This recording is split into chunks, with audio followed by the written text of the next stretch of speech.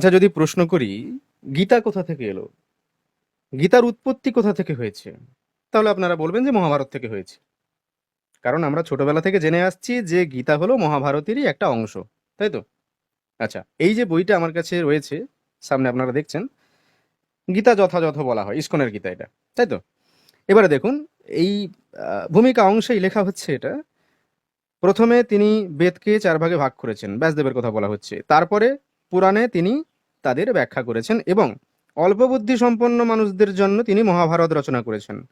ব্যাসদেব অল্প বুদ্ধি সম্পন্ন মানুষদের জন্য মহাভারত রচনা করেছেন।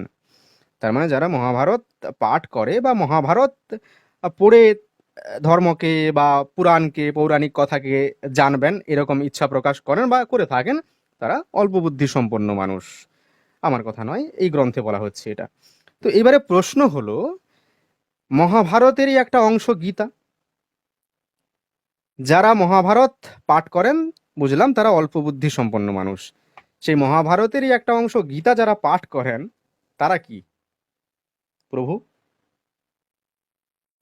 এটা প্রভুরই কথা, প্রভুই ব্যাখ্যা করেছেন, তাই প্রভুর কাছে আমার এই প্রশ্ন থাকলো, এবং যারা প্রভুর ভক্ত তাদের কাছে ওই প্রশ্নটা থাকলো, দয়া করে উত্তর দিয়ে যাবেন। প্রজাপতি স ভগবান রুচিস্তস্যাম অচিজনত মিথুনং ব্রহ্মবর্চসী পরমেণ সমাধিনা ছিল প্রভুপাদ কৃত অনুবাদ এবং তাৎপর্য। জয় ছিল প্রভুপাদ কি অনুবাদ। ব্রাহ্মণোচিত গুণাবলীতে অত্যন্ত শক্তি সম্পন্ন রুচি প্রজাপতি পদে নিযুক্ত হয়েছিলেন এবং তার পত্নী আকুতির গর্ভে তিনি একটি পুত্র এবং একটি কন্যা লাভ করেছিলেন। তাৎপর্য: ব্রহ্মবর্চসী শব্দটি অত্যন্ত তাৎপর্যপূর্ণ। রুচি ছিলেন ব্রাহ্মণ এবং তিনি গভীর নিষ্ঠা সহকারে তার ব্রাহ্মণোচিত কর্তব্য সম্পাদন করেছিলেন। ভগবদ্গীতায় বর্ণনা করা হয়েছে যে ব্রাহ্মণের গুণাবলী হচ্ছে ইন্দ্রিয় সংযম, মন সংযম, অন্তর এবং বাইরের সুচিতা, আধ্যাত্মিক এবং জাগতিক জ্ঞানের বিকাশ, সরলতা, সত্যতা, পরমেশ্বর ভগবানের প্রতি বিশ্বাস ইত্যাদি। এই প্রকার অনেক গুণ রয়েছে যার দ্বারা ব্রাহ্মণোচিত ব্যক্তিকে চেনা যায়, এবং রুচি সেই সমস্ত ব্রাহ্মণোচিত নীতিগুলি গভীর নিষ্ঠা সহকারে পালন করেছিলেন। তাই এখানে তাকে বিশেষভাবে ব্রহ্মবর্চসী বলে উল্লেখ করা হয়েছে। ব্রাহ্মণ পিতার পুত্র হওয়া সত্ত্বেও কেউ যদি ব্রাহ্মণের মতো আচরণ না করে, তাহলে বৈদিক ভাষায় তাকে বলা হয় ব্রহ্মবন্ধু, এবং সে শূদ্র এবং স্ত্রীর সমপর্যায়ে ভুক্ত। এইভাবে আমরা ভাগবতে দেখতে পাই যে ব্যাসদেব মহাভারত রচনা করেছিলেন বিশেষভাবে স্ত্রী, শূদ্র, ব্রহ্মবন্ধুদের জন্য। এই ৩ শ্রেণীর মানুষদের বলা হয় অল্পজ্ঞ। তাদের বেদ অধ্যয়ন করার যোগ্যতা নেই, যা বিশেষ করে ব্রাহ্মণোচিত গুণসম্পন্ন ব্যক্তিদের জন্য। এই কঠোরতা জাতির ভিত্তিতে নয়, গুণের ভিত্তিতে। ব্রাহ্মণোচিত গুণাবলী অর্জন না করলে বৈদিক শাস্ত্র হৃদয়ঙ্গম করা যায় না। তাই এটি অত্যন্ত দুঃখের বিষয় যে যে সমস্ত মানুষদের ব্রাহ্মণোচিত গুণাবলী নেই এবং যারা কখনো সদ্গুরুর তত্ত্বাবধানে শিক্ষা লাভ করেনি, তারাও শ্রীমৎ ভাগবত পুরাণ আদি বৈদিক শাস্ত্র সম্বন্ধে তাদের মতামত প্রকাশ করে। এই ধরনের মানুষেরা কখনোই এই সমস্ত শাস্ত্রের প্রকৃত বাণী প্রদান করতে পারে না। রুচি ছিলেন সর্বোত্তম শ্রেণীর ব্রাহ্মণ, তাই এখানে তাকে ব্রহ্মবর্চসী বলে উল্লেখ করা হয়েছে। অর্থাৎ যারা পূর্ণরূপে ব্রহ্মণ্য, যার পূর্ণরূপে ব্রহ্ম হয়েছে। হরে কৃষ্ণ। এখানে রুচির কথা বলা হচ্ছে। রুচি হচ্ছে একজন প্রজাপতি। প্রজাপতি মানে কি? প্রজা, প্রজা উৎপাদন করে।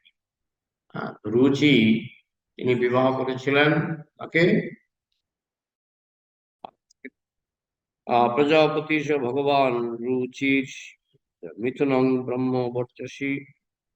রুচি তো বিবাহ করেছিলেন আকতি, আকতিকে, তাই না?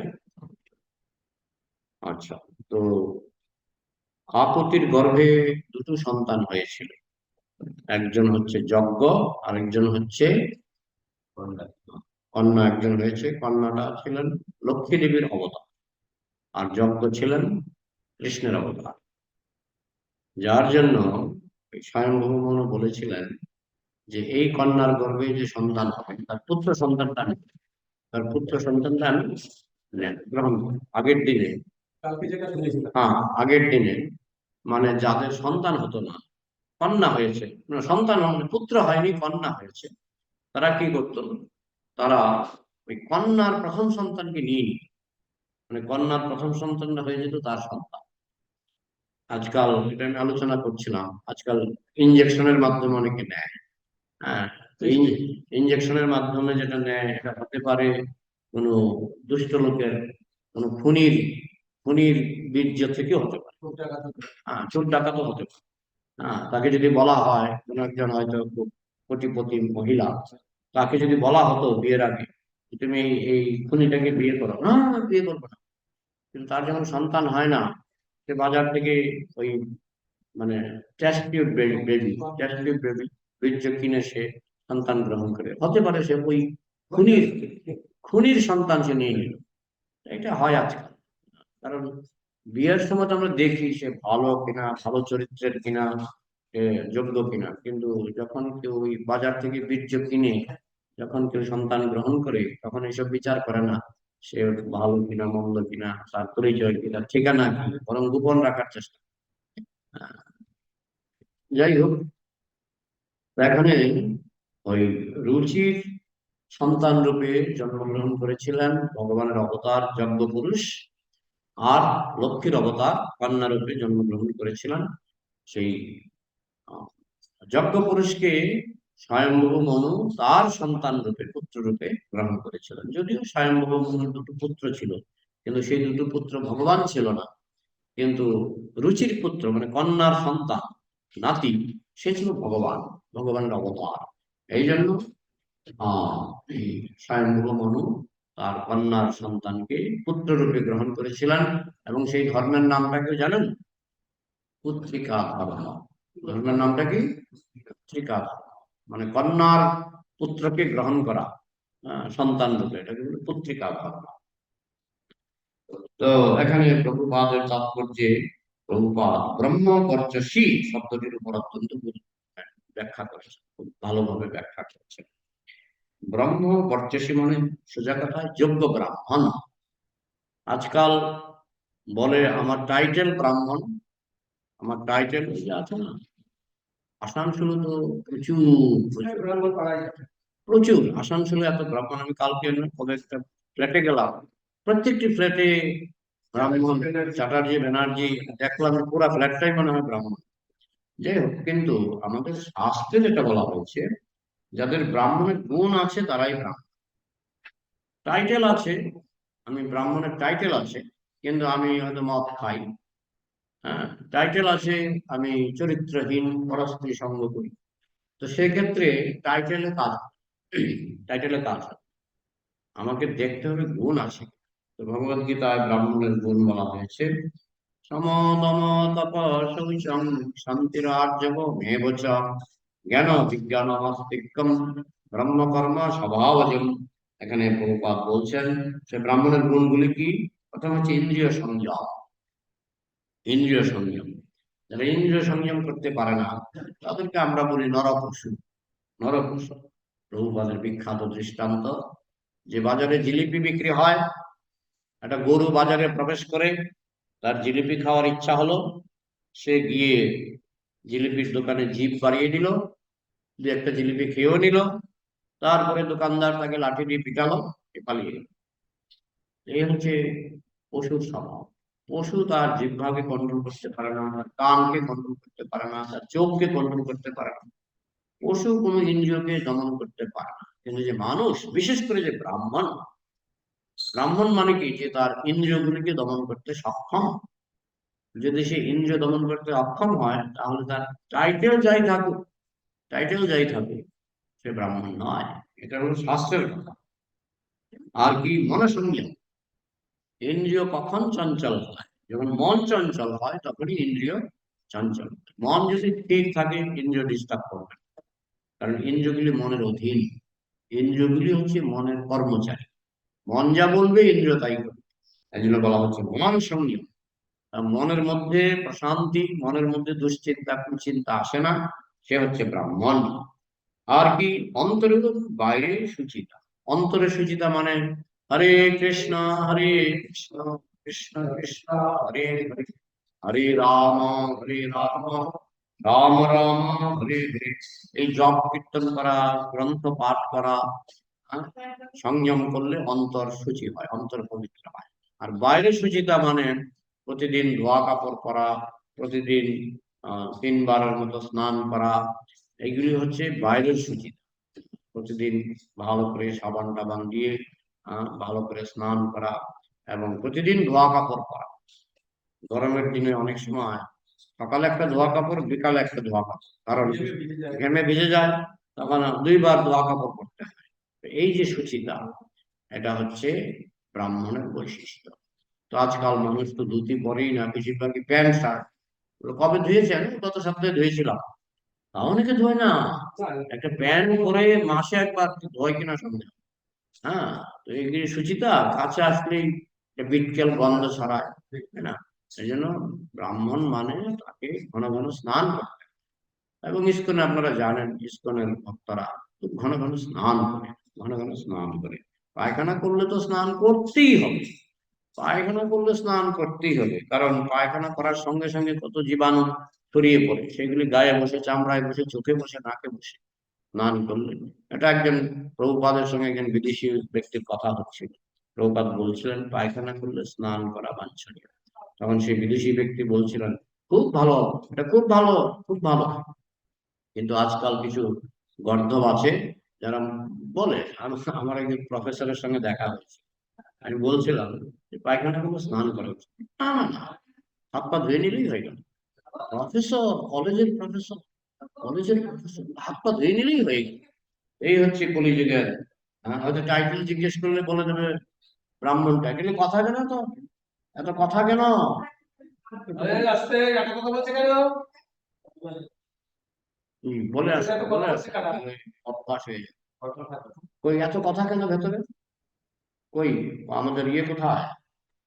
দেবানন্দ, দেবেন্দ্র, দেবানন্দ, আরে কৃষ্ণ, বলনি তুমি? আর বলনি।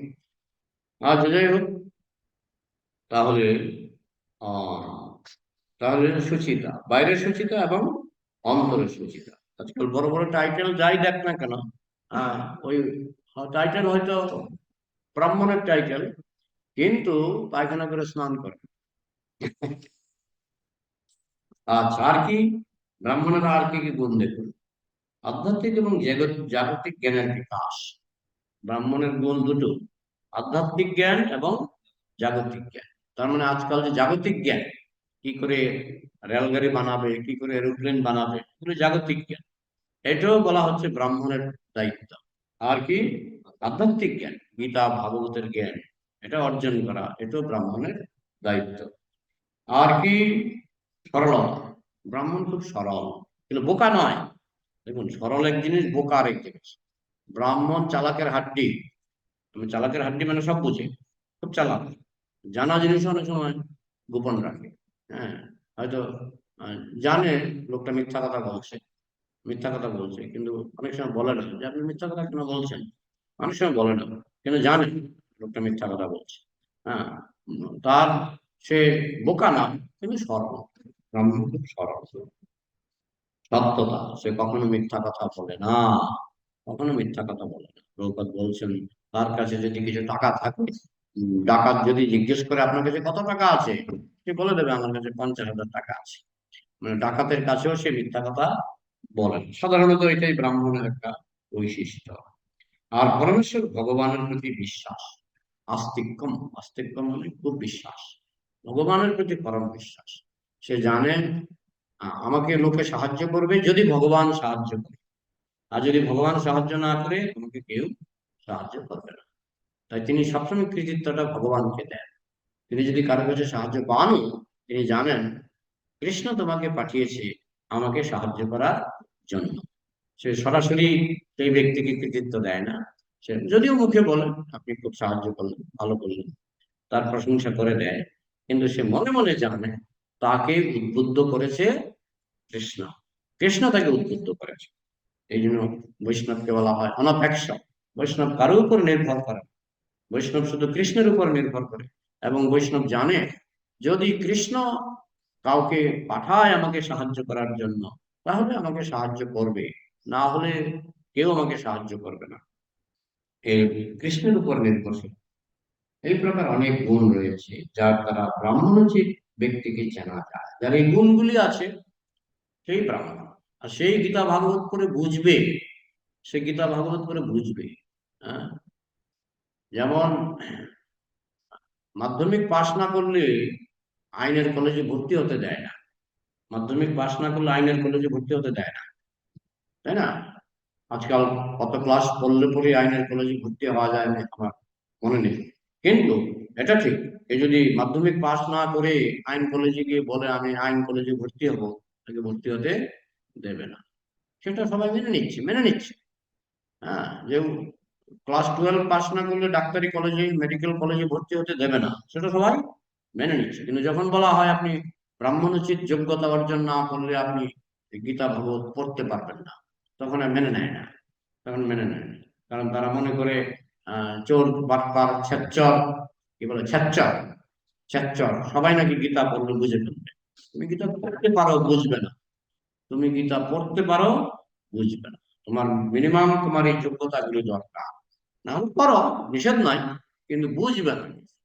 একজন নার্সারির ছাত্র ইচ্ছা করলে আইনের বই, ডাক্তারি বই পড়ার চেষ্টা করতে পারে, বুঝবে না।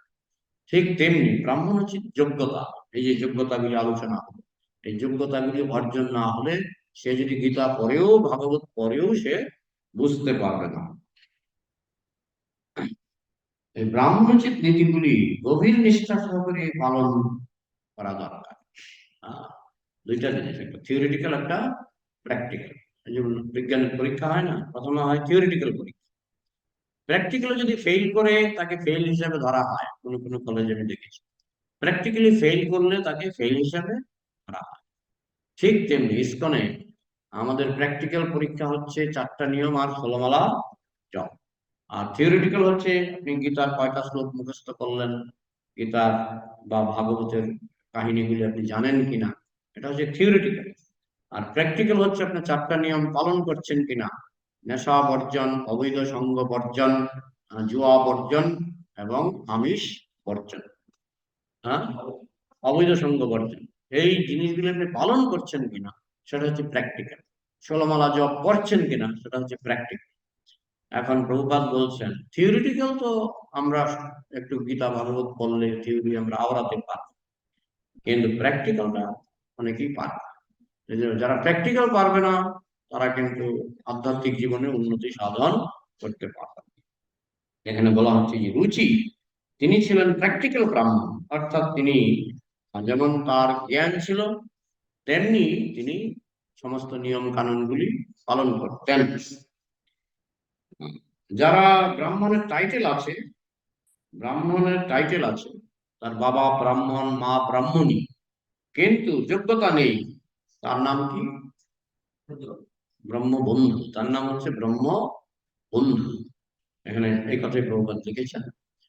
স্ত্রী শূদ্র দ্বিজ বন্ধু নাম ত্রয়ীণ শ্রুতি গোচরা কর্মশ্রেয়সী কর্মশ্রেয়সী মূঢ়ানাম শ্রেয় এবং ভবেদিহ ইতি ভারতম আখ্যানম কৃপয়া মুনিনা কৃতম। হ্যাঁ, যে বলছে আহ, যাদের বুদ্ধি কম তার মধ্যে 3টা নাম দেওয়া হয়েছে। স্ত্রী, স্ত্রীর বুদ্ধি কম কি বলেন, স্ত্রী যে মুখ্যমন্ত্রী হয়ে যাচ্ছে, প্রধানমন্ত্রী হয়ে যাচ্ছে। সংখ্যা দেখুন না, সারা সারা পৃথিবীতে কয়জন মহিলা আহ প্রধানমন্ত্রী আর কয়জন পুরুষ প্রধান, সংখ্যা, সংখ্যাটা পুরুষের বেশি। আপনি যদি একটা লাইব্রেরিতে ঢোকেন, লাইব্রেরিতে বই যারা লিখেছে, লেখক আপনি তালিকা করুন, এই লাইব্রেরিতে 1 কোটি বই আছে, 1 কোটি বইয়ের মধ্যে কত মানে কতগুলি বই পুরুষের লেখা, কতগুলি বই মহিলাদের লেখা। অনেকে বলে মহিলাদের সুযোগ দিলে তারাও লিখতে পারবে। হ্যাঁ, লিখতে পারবে, আমেরিকায় সুযোগ আছে, কিন্তু আমেরিকার লাইব্রেরিতে আপনি ঢুকুন, আমেরিকার কোন লাইব্রেরিতে ঢুকুন, বড় লাইব্রেরিতে, সেখানে মনে করেন 1 কোটি বই আছে, ম্যাক্সিমাম কমপক্ষে 90% বই পুরুষের। তো তারা তো আর বলতে পারবে না যে আমেরিকায় আমাদের স্বাধীনতা নাই, তাই আমরা লিখতে পারছি না। ভুল কথা।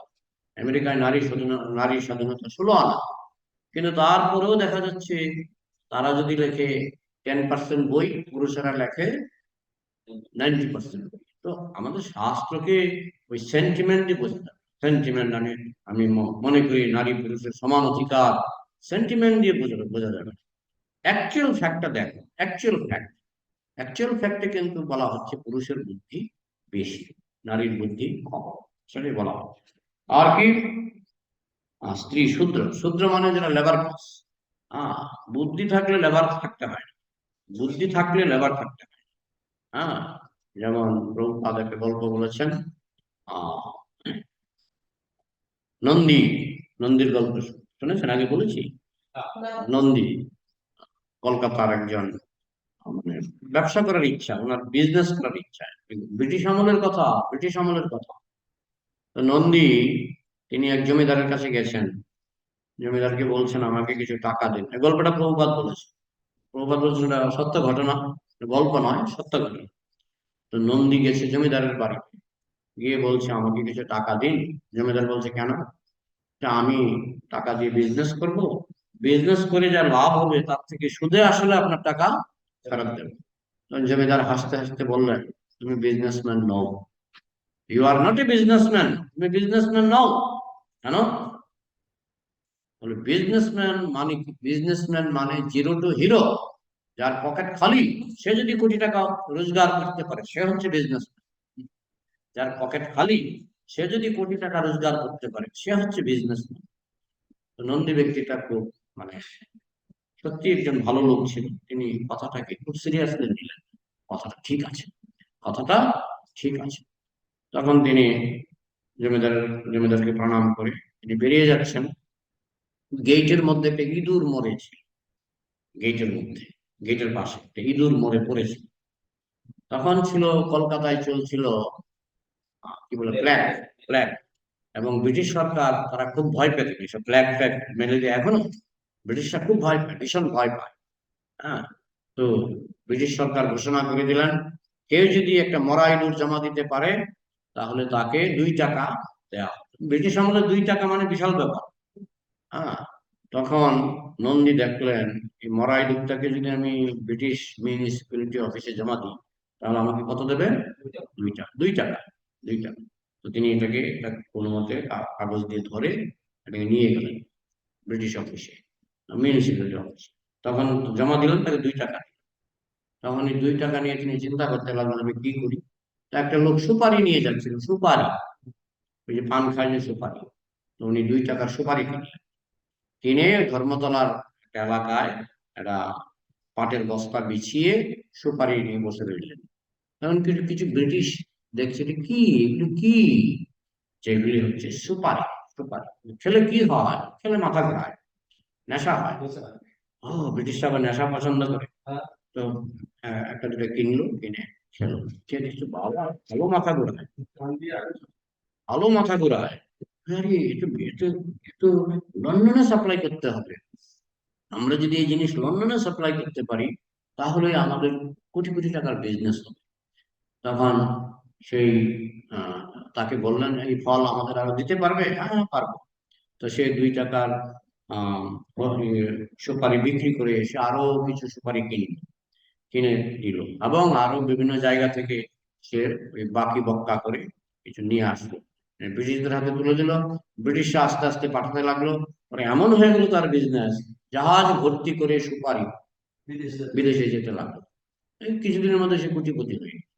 আমি শুনেছি এখনো নাকি কলকাতায় একটা বিল্ডিং আছে যার নাম Nandi and Nandi sons, Nandi and Nandi sons. হ্যাঁ, তো এটা নাকি ওই নন্দীর সন্তান সন্ততি, উত্তর পুরুষ যারা, তারা করেছে। তো জমিদার যে বলেছিলেন কথাটা ঠিক, তুমি যদি সত্যিকারের বিজনেসম্যান হও তাহলে তুমি জিরো টু হিরো হতে পারো, তুমি শূন্য থেকে বিজনেস করে তুমি কোটিপতি হয়ে যেতে পারো। আর তুমি যদি বিজনেসম্যান না হও, তোমাকে লাখ টাকা কোটি টাকা দিলেও তুমি খেয়ে বসে থাকবে, মানে নষ্ট করে বসে থাকবে। তো যাই হোক, তো এখানে আহ কি উপলক্ষে এটা আসছিল এই আলোচনাটা? আহ, যে যোগ্যতা, যোগ্যতা ব্রাহ্মণেরও তাই।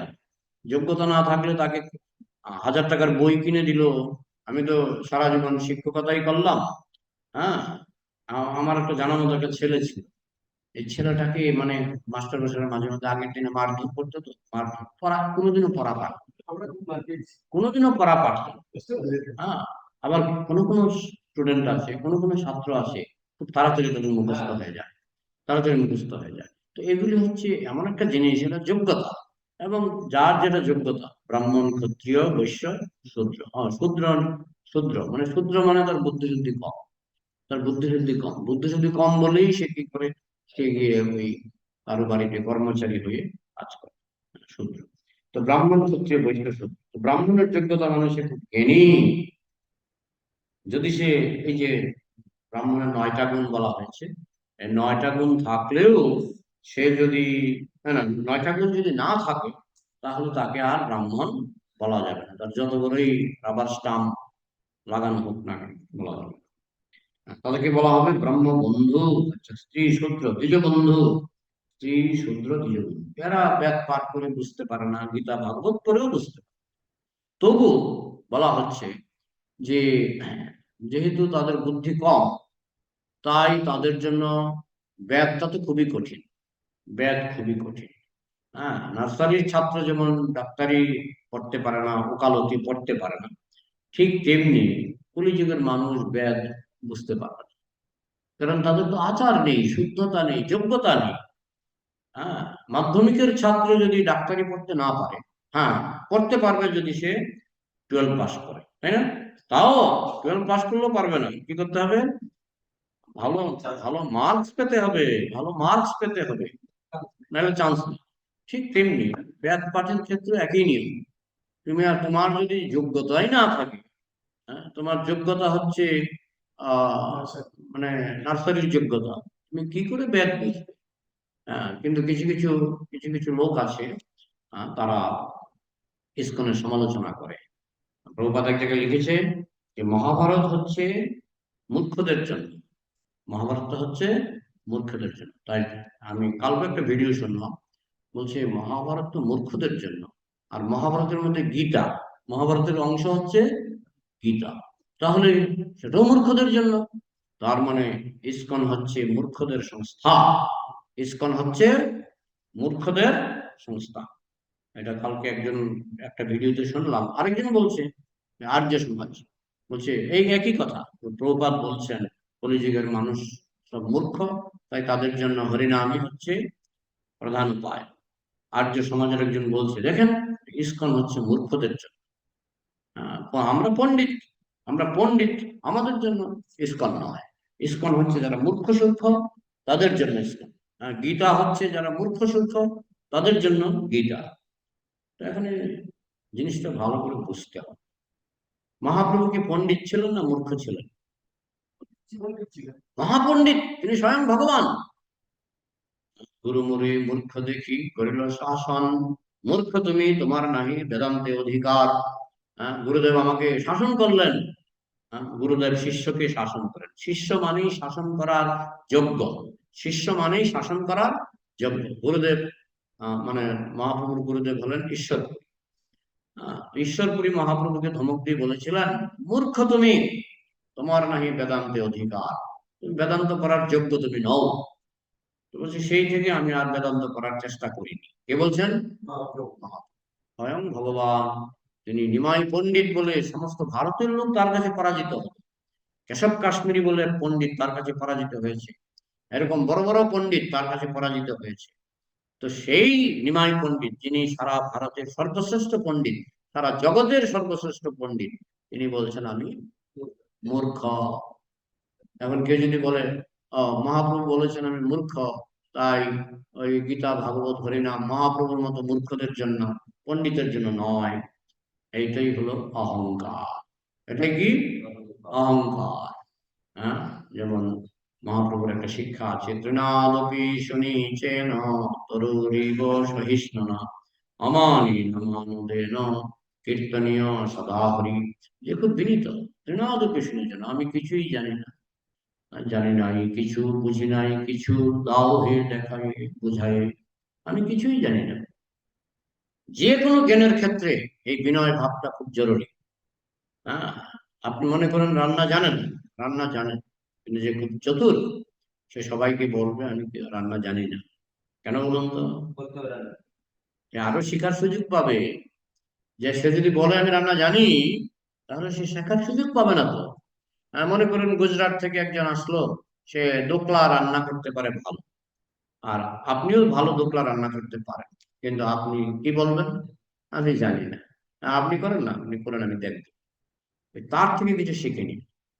শিখতে গেলে বিনয় ভাবটা খুব দরকার। এই মহাপ্রভু বললেন তৃণাদপি শুনিছেন, খুব বিনয়ী হবে।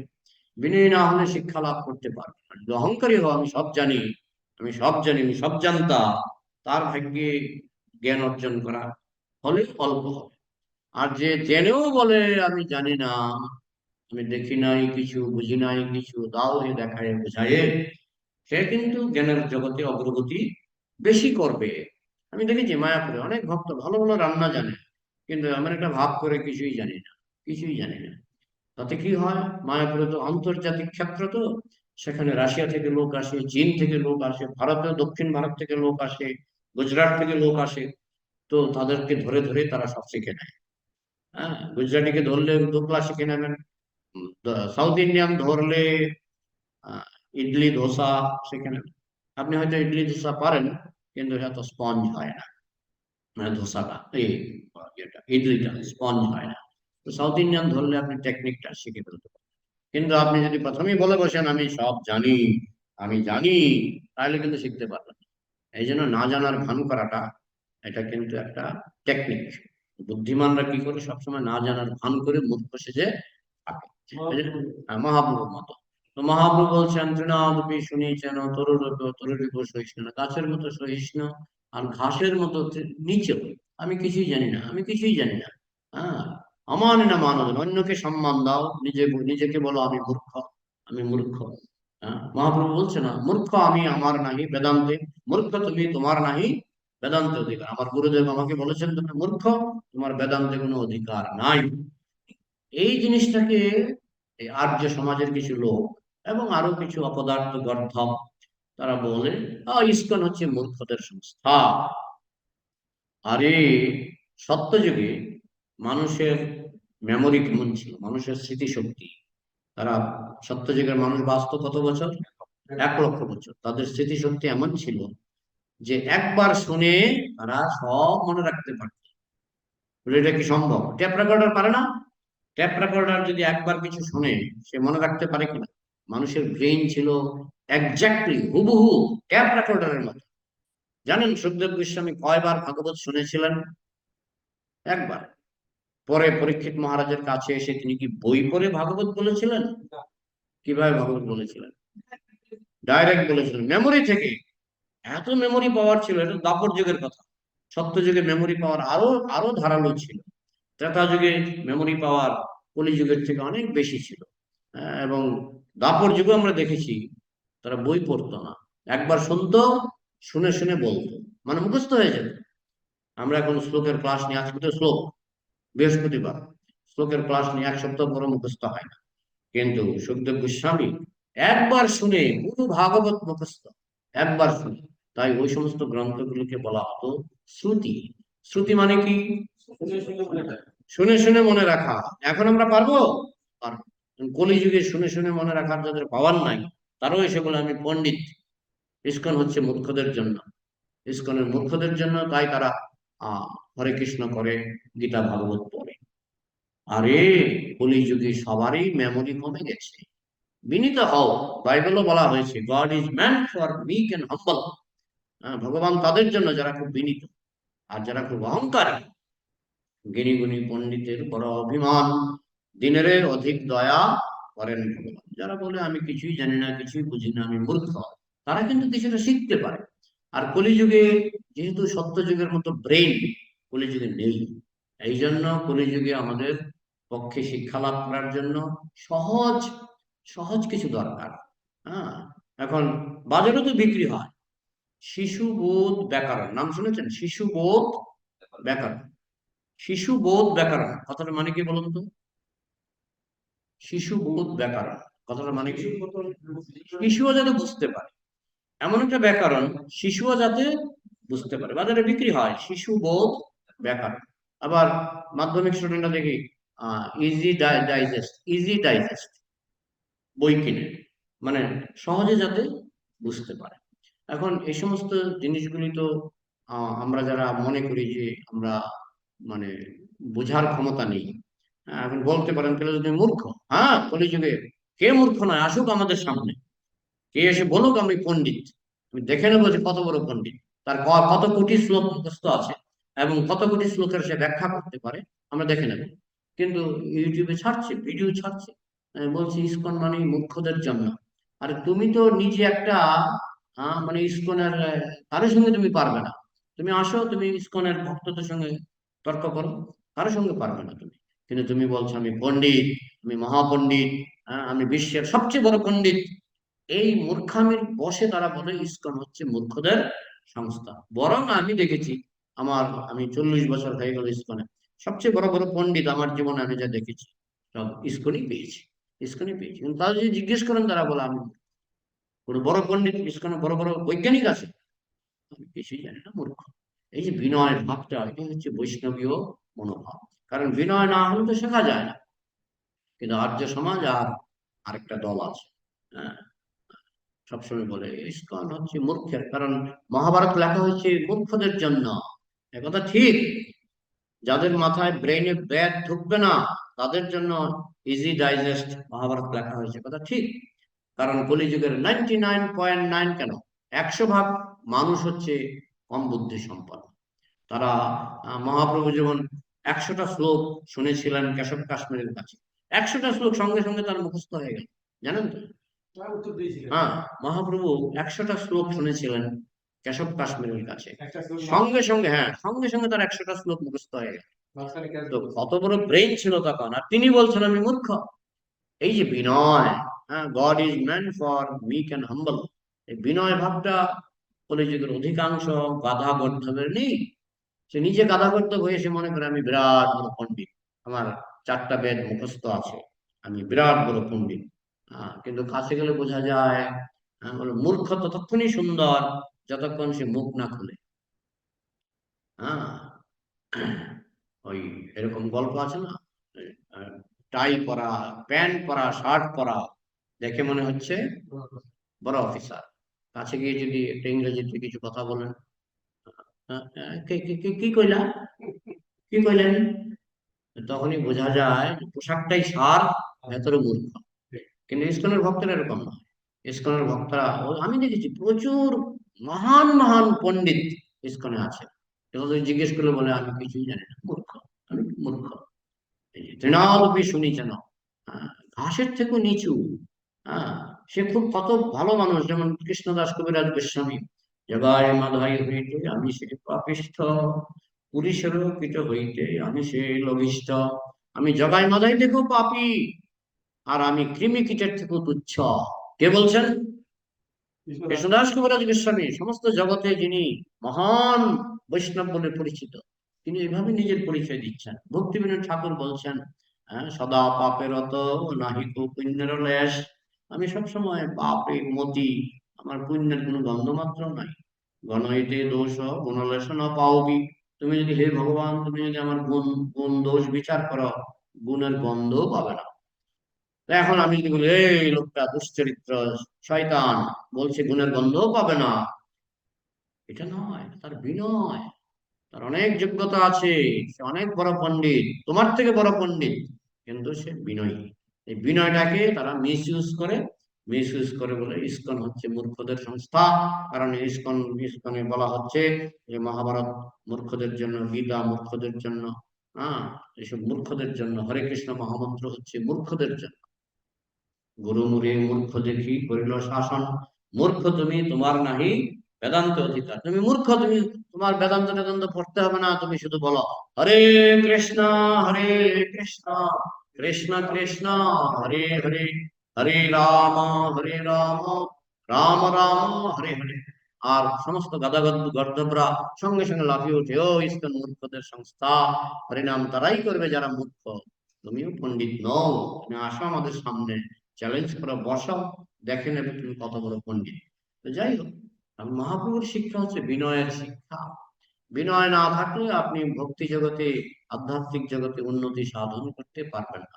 এবং এটাকে যদি আমি মিস ইউজ করি, ও ইসকন মানে মূর্খদের সংস্থা, এটা বলছে আমি দেখছি, ইসকন মানে মূর্খদের সংস্থা, গীতা মানে মূর্খদের গ্রন্থ, হ্যাঁ, মহাভারত মানে মূর্খদের গ্রন্থ। আরে আগের দিনের মতো বেদ বেদান্ত মুখস্থ করার ব্রেন, বুঝার ব্রেন এই কলিযুগের পাপী তাপের নাই। এই জন্য ভগবান কৃপা করে সহজবদ্ধ করে মহাভারত, কারণ ব্যাসদেব হচ্ছেন ভগবানের অবতার, তিনি সহজবদ্ধ করে মহাভারত গীতা এসব দিয়েছেন, যাতে কলিযুগের অযোগ্য মানুষও কিছু না কিছু বুঝতে পারে। তো যাই হোক, তো কারো যদি কিছু প্রশ্ন থাকে আলোচনা করা যায়। তো হ্যাঁ। ওই কেশব কেশব কাশ্মীরি পণ্ডিত ছিলেন, হুম উনি যে 100টা শ্লোক মানে বলে গেলেন গড়গড় করে, হুম তা মহাপ্রভু ওর মধ্যে থেকে একটা ক্যাচ ধরেছিলেন, কোন শ্লোকটা 55 নম্বর শ্লোকটা আমি যতটুকু মনে করছি, 55 নম্বর উনি শ্লোকটা। ধরেছিলেন? হ্যাঁ, মহাপ্রভু এটার মধ্যে 6-7টা ভুল ধরেছিলেন, তার শ্লোকটা আবৃত্তি করলেন পুনরায়। উনি তো শ্লোক, উনি কিন্তু বই দেখে শ্লোক বলেননি, উনি গঙ্গার দিকে তাকিয়ে 100টা শ্লোক বললেন, খুব সুন্দর সুন্দর শ্লোক, ছন্দে একেবারে অপূর্ব। হ্যাঁ, তো মহাপ্রভু বললেন খুব সুন্দর খুব সুন্দর, কিন্তু অনেক ভুলও আছে, হে আমার আমার লেখায় ভুল, আমার লেখায় ভুল। তখন মহাপ্রভু বলছেন এই যে 55 নম্বর শ্লোকটা, কবি নিজেই বলতে পারছে, কবি নিজেই ভুলে গেছে 55 নম্বর শ্লোকটা। তখন মহাপ্রভু পুরো শ্লোকটা আবৃত্তি করে বললেন এই 55 নম্বর শ্লোকটায় আপনার 6-7খানা ভুল আছে, এবং সেই ভুলগুলি চৈতন্য চরিতামৃতে ব্যাখ্যা করা আছে, কোন কোন ভুল কেশব কাশ্মীরি করেছিলেন। তো সেই ব্যাখ্যা শুনে কেশব কাশ্মীরের প্রথম চিন্তা হলো, এই লোকটা শ্লোকটাকে রেকর্ড করলো কি করে, শ্লোকটাকে কি করে রেকর্ড?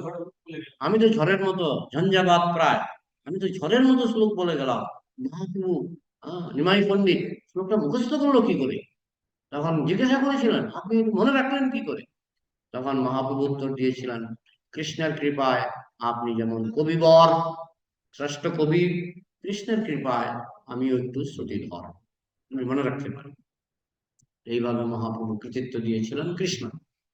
তো যাই হোক, কিন্তু মহাপ্রভু বলছেন আমি মূর্খ, আমি মূর্খ, কিন্তু মহাপ্রভু ছিলেন ভারতের সবচেয়ে বড় পণ্ডিত, সবচেয়ে বড় পণ্ডিত, নিমাই পণ্ডিত, কিন্তু তিনি বলতেন আমি মূর্খ। এখন কেউ যদি সুযোগ নেয়, ও মহাপ্রভুর অনুগামীরা সব মূর্খ, ইসকন মূর্খ, এইগুলি হচ্ছে তোমার মূর্খামি, তোমার মূর্খামি, আসল মূর্খ হচ্ছে তুমি। তুমি তোমার অহংকারের ফলে তুমি মনে করছো তুমি পণ্ডিত, আহ, অযোগ্য ব্যক্তি।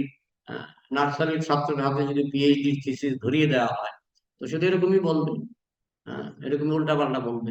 এই জন্যই তো বলা হচ্ছে যে এই সমস্ত শূদ্র, এই সমস্ত গাদাগর্ধব, এদের গীতা পড়াই উচিত নয়। তো পড়লে বুঝবে না, তো উল্টা বুঝবে। আর যদি পড়তেই হয়, হ্যাঁ পারবে, যদি অনুগত হয়ে আমি মূর্খ, আমি কিছু জানি না, কিছু বুঝি না, আমাকে একটু বুঝিয়ে দিন, তাহলে সে বুঝতে পারবে, তাহলে সে কিছুটা বুঝতে পারবে। আর কোনো প্রশ্ন? দেবানন্দ প্রভু, কোনো প্রশ্ন আছে? অনলাইন প্রশ্ন? জিজ্ঞাসা করে প্রতি শুনে যাচ্ছেন, খন্ড ভর্তি করছেন খালি। কোনটা? Zero to hero. তো আমরা একটা বই পড়েছিলাম আমাদের কমার্সের, যেটা গণনা আছে, হুম ওটাতে বলছে যে সবচেয়ে বড় ব্যবসায়ী কে? তখন বলছি এজেন্ট, যে কোনো এজেন্ট, হুম তাও বলছে তাদের কোনো ক্যাপিটাল থাকে, হুম ওরা মুখের উপর ঠিক আছে না। সেই এজেন্ট এখন দাদা হ্যাঁ, কোনো ইনভেস্টমেন্ট থাকে, একজন প্রভুপাদের কাছে, সবচেয়ে বড় ব্যবসায়ী। একজন প্রভুপাদের কাছে গেছিল ব্যবসা শিখতে, একজন ব্যবসায়ী প্রভুপাদের কাছে গেছে ব্যবসা শিখতে, প্রভুপাদকে বলছেন আমাকে একটু ব্যবসা শিখিয়ে দেবেন। আমি কোথায় আমি তো সন্ন্যাসী মানুষ। বলে, না না, না না, আমি শুনেছি আপনি 40 টাকা নিয়ে এসেছিলেন, এখন নাকি আপনার 40 কোটি টাকা হয়ে গেছে। বলে, হ্যাঁ তা ঠিক। তো আপনি আমাকে একটু ব্যবসাটা শিখিয়ে দেবেন, 40 টাকা থেকে কি করে 40 কোটি টাকা করা যায়। তো প্রভুপাদ বলছেন, না এগুলি আমি কৃষ্ণ করে দিয়েছি, কৃষ্ণের কৃপায় হয়ে গেছে। বোঝা গেল? হম কি? বিনীত ভাব, বিনীত ভাব। এখন বিনীত ভাবটাকেই মানুষ মিস ইউজ করে। হ্যাঁ, শঙ্করাচার্য বলেছেন, আহ ভজ গোবিন্দ, ভজ গোবিন্দ, ভজ গোবিন্দ মূঢ় মতে, সম্প্রাপ্তি সন্নিহিতে কালে নহি নহি রক্ষতি ডুঙ্কিং করণে। এটা বৈষ্ণবরা একরকম ব্যাখ্যা করে, আর যারা অহংকারী মায়াবাদী তারা আরেক রকম ব্যাখ্যা করে। ভজ গোবিন্দ, গোবিন্দের ভজনা করা। এটা আমি প্রথমে বৈষ্ণব ব্যাখ্যাটা বলছি। গোবিন্দের ভজনা করো, ভজ গোবিন্দ, ভজ গোবিন্দ, ভজ গোবিন্দ মূঢ় মতে, হে মূর্খ, গোবিন্দের ভজনা করো। সম্প্রাপ্তে সন্নিহিতে কালে, মৃত্যুর সময় তোমার এই গ্রামারের কচকচি, ব্যাকরণের কচকচি তোমাকে বাঁচাবে না, তুমি গোবিন্দের ভজনা করো। এটা বৈষ্ণব ব্যাখ্যা। আর মায়াবাদীদের ব্যাখ্যা হচ্ছে, এই তুমি মূর্খ, তুমি গোবিন্দের ভজনা করো। আমি পণ্ডিত, আমি নিরাকার ব্রহ্মের ভজনা করো। বোঝা গেল ব্যাখ্যাটা কোথায় কোন দিকে? শ্লোকে দুই রকম ব্যাখ্যা। একই শ্লোকের দুই রকম ব্যাখ্যা। হ্যাঁ, যারা মায়াবাদী, মানে অহংকারী, মায়াবাদী মানে অহংকারী, তারা বলে আমি ভগবান। হ্যাঁ, তো তারা বলে কি, তুমি মূর্খ, তুমি গোবিন্দের ভজনা করো, হরে কৃষ্ণ করো। আমি মূর্খ নই, আমি পণ্ডিত, তাই আমি গোবিন্দের ভজনা করব না, কারণ আমি তো পণ্ডিত। এইভাবে তারা বলে ইস্কন হচ্ছে মূর্খদের সংস্থা। আরে তুমি নিজে একটা মহা মূর্খ। যতক্ষণ একটা লোক ভালো পোশাক পরে থাকে, মুখ বন্ধ থাকলে বোঝা যায় না যে সে মূর্খ না পণ্ডিত। যখন সে মুখ খুলে তখনই বোঝা যায়। যেমন কালিদাসের গল্প আছে না, প্রথম জীবনে ছিল মূর্খ, তো সে এক রাজকন্যাকে বিয়ে করেছে কিভাবে। হ্যাঁ, কিভাবে বিয়ে হয়ে গেছে রাজকন্যার সাথে, বিয়ে দিয়ে দিয়েছিল। হ্যাঁ, তারপরে রাত্রে যখন তারা তুলসজ্জায় শুয়েছে, বলছে, রাজকন্যা, রাজকন্যা, ওই যে একটা বাঁশ দেখা যাচ্ছে না ওইদিকে, এটা দিয়ে একটা গরু পেটানোর আঁচুনি, লাঠি খুব ভালো হবে। হ্যাঁ, এরকম দু একটা কথা শুনে রাজকন্যা বলছে, "আরে, এ কি করে আমার সঙ্গে বিয়ে হয়ে গেল? এটা দেখছি মহামূর্খ, মহামূর্খ।" অবশ্য পরে সরস্বতীর কৃপায় তার জ্ঞান হয়েছিল, কিন্তু প্রথম দিকে ছিল মহামূর্খ। হ্যাঁ, যে ডালে বসে আছে সেই হ্যাঁ, সেই ডালে কাটছিল, ডালে বসে, যে ডালে বসেছে সেই ডালের পেছনটা কাটছিল, যেখানে বসে আছে তার পেছনটা, মানে হ্যাঁ। যাই হোক, এই সমস্ত মূর্খরা বলে আমি পণ্ডিত, আর যারা পণ্ডিত তারা বলে আমি মূর্খ। এই হচ্ছে, ওই যে বলছে না, ইসকন হচ্ছে মূর্খদের সংস্থা। তুমি নিজে মহামূর্খ। মুখ খুলেছে বলে বুঝতে পারলাম, না হলে তো আমি তোমাকেও পণ্ডিত ভাবতাম। তোমাকেও পণ্ডিত ভাবতাম। তুমি মুখটা খুলেছে বলে বুঝতে পারলাম যে তুমি কত বড় ডাহামূর্খ, কত বড় গর্ধব। ঠিক আছে, আর কোনো প্রশ্ন আছে অনলাইন? হরে কৃষ্ণ প্রভু, প্রণাম। প্রণাম। প্রভু, বলছিলাম ভক্তি জীবনে যদি কোনো মানুষ আমাদেরকে, মানে আমাদের ভক্তি দিয়ে যদি কেউ কটাক্ষ করে, তো তখন হুম। আমাদের মানে নিজের মনকে কিভাবে শান্ত রাখা উচিত বা তাদের সাথে ভালো ব্যবহার করা উচিত? হ্যাঁ, তাদেরকে, তাদের সঙ্গে শত্রুতা না করে যতদূর সম্ভব কৃষ্ণ কৃপা আমরা প্রচার করার চেষ্টা করব। কিন্তু যদি দেখি যে সে বেশি মূর্খ, তার সঙ্গে কথা বলা মানে সময় নষ্ট, এখান থেকে এড়িয়ে এড়িয়ে যাওয়াই ভালো, চলে যাওয়াই ভালো। আচ্ছা প্রভু, আচ্ছা, কৃষ্ণ আর প্রণাম কেউ? করবেন। আর কোন প্রণাম, আর কোনো প্রশ্ন? এখানে আজকে সবাই মূর্খ সেজে বসে আছে। হরে কৃষ্ণ প্রভু, দেবরাজ বলছি। বলো দেবরাজ। হ্যাঁ, বলছি আজকে যেমন প্রথমেই আপনি ক্লাসে প্রথমে বললেন যে মলত্যাগ করলে বারবার, যতবার মলত্যাগ করো ততবার স্নান করতে হয়। তো হুম। আমাদের তো বারবার মলত্যাগ করলে যখন স্নান করতে হয়, তো আমাদের তো এটা ঠান্ডা, এখন তো ঠান্ডাকাল, তো শরীর খারাপ হয়ে যেতে পারে, তো আমরা কি করতে পারি? প্রভুপাদ যে 4 বার স্নান করতেন, প্রভুপাদের তো আমেরিকা গিয়ে বরফের দেশে 4 বার স্নান করেছেন, তো প্রভুপাদের তো শরীর খারাপ হয়নি তো। হুম। হুম হুম, ঠিক। তবে আপনাদের জন্য বা আমাদের জন্য গরম জলের ব্যবস্থা করে নেবেন, গিজার বা হিটার ব্যবস্থা করে নেবেন, কিন্তু পায়খানা করলে স্নান করা উচিত। আচ্ছা প্রভু, বলছি যে গরম জলে স্নান করলে কি শারীরিক সুচিতার কোনো পরিবর্তন ঘটে? না, গরম জলের সঙ্গে ঠান্ডা জল মিশাতে হবে। বেশি গরম জলে স্নান করে তো আপনি শান্তিও পাবেন না। হুম স্নানের উদ্দেশ্য হচ্ছে রক্ত গরম থাকে, গরম রক্তটাকে ঠান্ডা করা।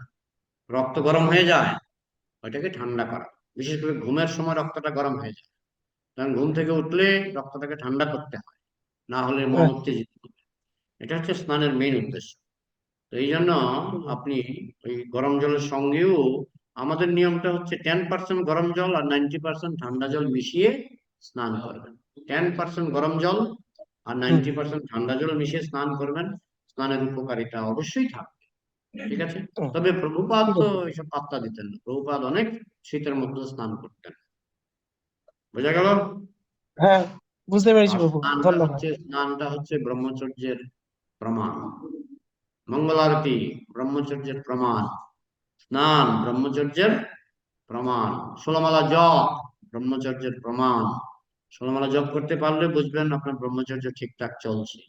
যদি 3-4 বার স্নান করে আপনার সর্দি না হয়, বুঝতে হবে আপনার ব্রহ্মচর্য ঠিকঠাক চলছে, আপনার বীর্যক্ষয় হচ্ছে না। হ্যাঁ, তারপরে আপনি যদি মঙ্গল আরতি উঠতে পারেন, বুঝতে হবে যে আপনার শরীরে বীর্য শক্তি আছে। হ্যাঁ, এগুলি প্রমাণ করার জন্যই তো এই সমস্ত বিধিবিধান। বুঝতে পারলেন? হ্যাঁ প্রভু, বুঝতে পেরেছি, ধন্যবাদ। আর কি? হ্যাঁ, বুঝতে- আর কি? আর কিছু নেই প্রভু, এগুলোই ছিল আচ্ছা, প্রশ্ন। তাহলে রাখবো। হ্যাঁ প্রভু, রাখুন তাহলে আজকে। তাহলে মৃগাঙ্ক, এই ভিডিওর থাম্বনেল এক্ষুনি পাঠিয়ে দাও। এটা নামও আমি পাঠিয়ে দিয়েছি, ঠিক আছে। হরে কৃষ্ণ। হ্যাঁ জয় শ্রীমদ্ হ্যাঁ প্রভু, ঠিক আছে। ভাগবত কি, গ্রন্থরাজ শ্রীমদ্ ভাগবতম কি।